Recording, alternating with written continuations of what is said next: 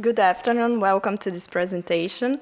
I'm Anna, I study at TU Delft, and today I'm presenting part of my research. It's a decennial research on informal settlements, particularly focusing on the favelas in Brazil.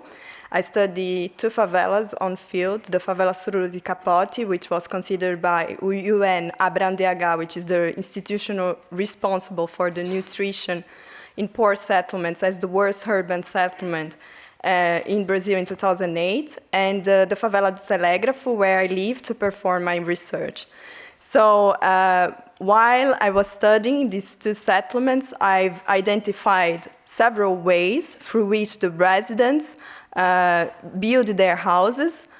And there are basically three ways I identified. The self-construction, which is broadly acclaimed by the literature on informal settlements.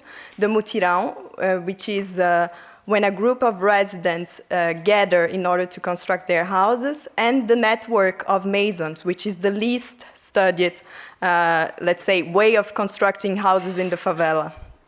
So, the residents and these masons networks, they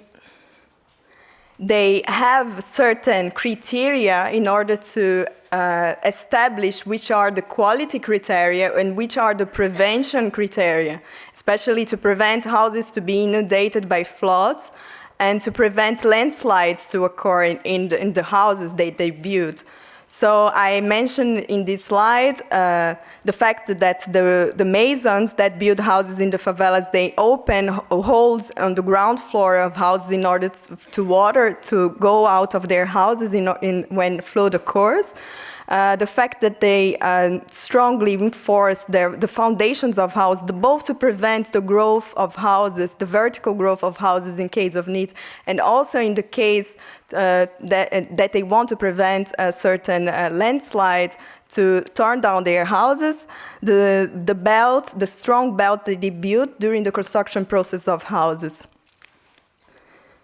So as conclusions from the practices that I identified through an ethnographic research that has been lasting lots of years in the favelas, I think that there is no way that aid can address the risk that these communities face without embedding with the already labor network of these masons and also the knowledge that they have. So these prevention skills have to cope with the already producing and have to cope with these economic processes that already are established in the community and very solid in the community. Thank you.